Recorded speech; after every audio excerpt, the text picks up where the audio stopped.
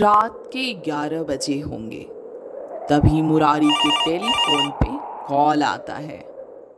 Hello hello, कौन है?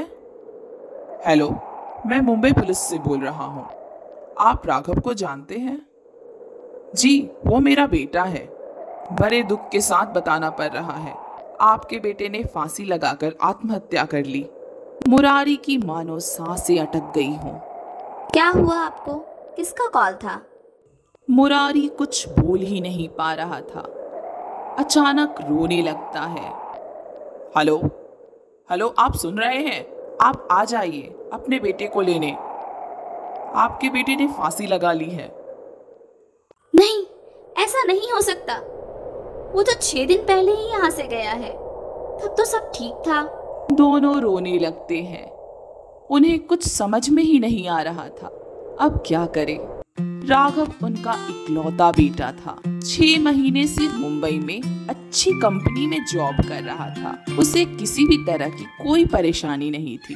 फिर उसने आत्महत्या क्यों की? कल सुबह जब राघव के दादाजी को यह खबर मिलती है तो वो रोने लगते हैं।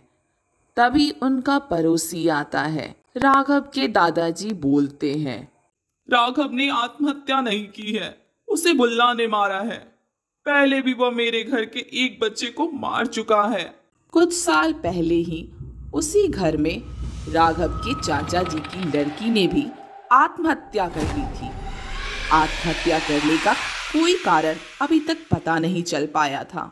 ये बुल्ला कौन है? जब मैं 1965 में इस शहर में आया तो कुछ ही दिन बाद मैंने यहाँ मकान बना लिया। मेरे घर के बगल में एक बंगाली परिवार रहता था। सोनम चटर्जी कचहरी में काम करते थे। उन्हीं का बेटा था मंजय, जिसको घर में सब बुल्ला बुलाते थे। बुल्ला के घर की आर्थिक स्थिति ठीक नहीं थी, इसलिए वह बाहर जाकर काम करना चाहता था।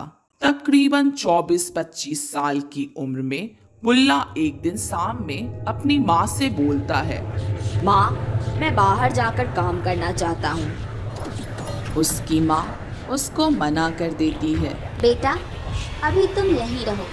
घर में कोई भी नहीं है और तुम्हारे पिताजी की भी तबीयत ठीक नहीं रहती है। तब से बुल्ला परेशान रहता था। एक दिन उसने अपने घर के पीछे जलेबी के पेड़ में फांसी लगाकर आत्महत्या कर ली। उसके बाद से उसके माता पिता भी कहीं चले गए। किसी को भी कुछ पता नहीं वे लोग कहाँ गए। तभी से बुल्ला का घर वीरान पड़ा है।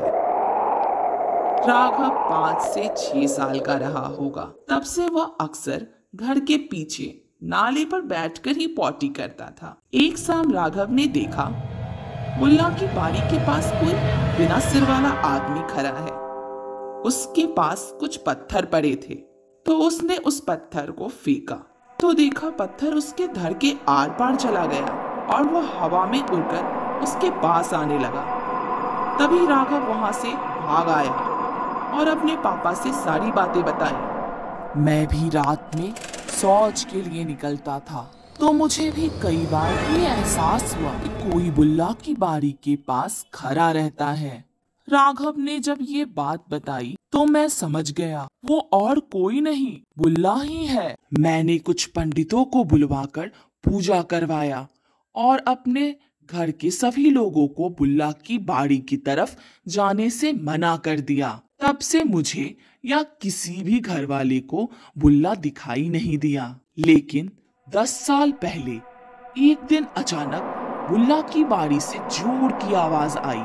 जब हमने जाकर देखा तो बुल्ला का पुराना मकान गिर गया था, जिसमें पंडितों ने उसे कैद कर दिया था। उसी दिन से बुल्ला फिर कभी अपनी बाड़ी में दिखता तो कभी मेरे घर के छत पर टहलते दिखाई देता तो कभी वह मेरे गेट के सामने दिखाई देता, पर वह किसी को कुछ करता नहीं था। एक दिन ठंड का मौसम था। मैं शाम में आग जलाकर घर के बाहर अकेले ही बैठा था। तभी मुझे आवाज आई, चाचा जी, मैं बुल्ला, आपने मुझे कैद करवा दिया था। अब मैं किसी को भी नहीं छोड़ूंगा। तभी मैंने देखा बुल्ला खड़ा है। उसी दिन से बुल्ला का कहर मेरे परिवार पे है। 5 साल पहले मेरी पोती ने भी बिना कारण आत्महत्या कर ली थी। उसकी उम्र भी लगभग 25 वर्ष रही होगी। उसके गम से मैं निकला ही नहीं था कि उसने मेरे पोते की जान ले ली।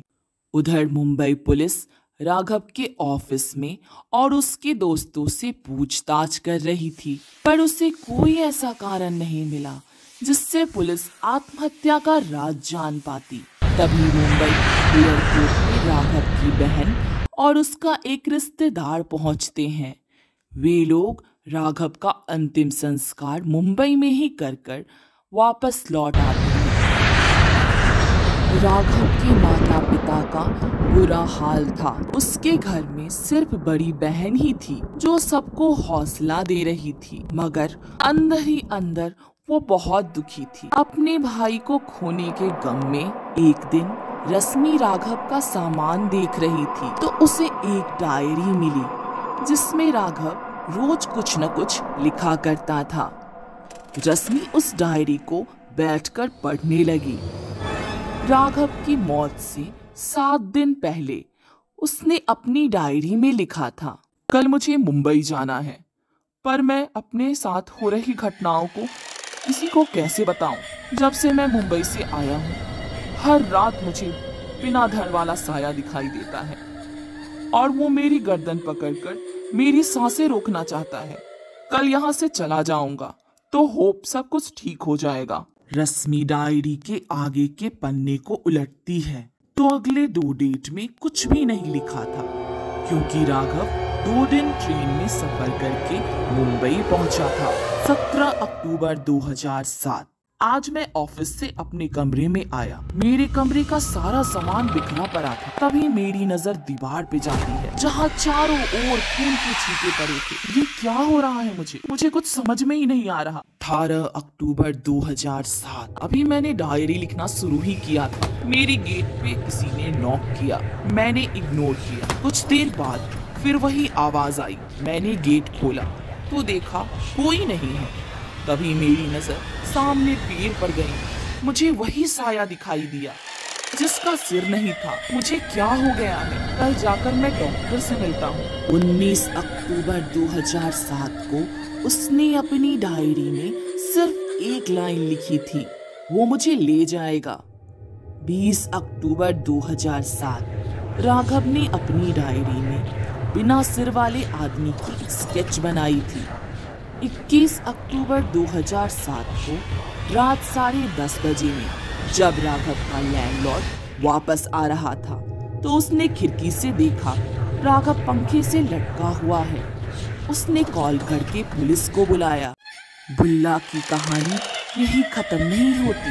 ठीक 10 साल बाद 2017 में उसी घर का नाती हरीश अपना ग्रेजुएशन कंप्लीट करके नोएडा के कॉल सेंटर में जॉब करना शुरू करता है। वह अपने नाना जी को यह खबर देता है, नाना जी मेरी जॉब लग गई है।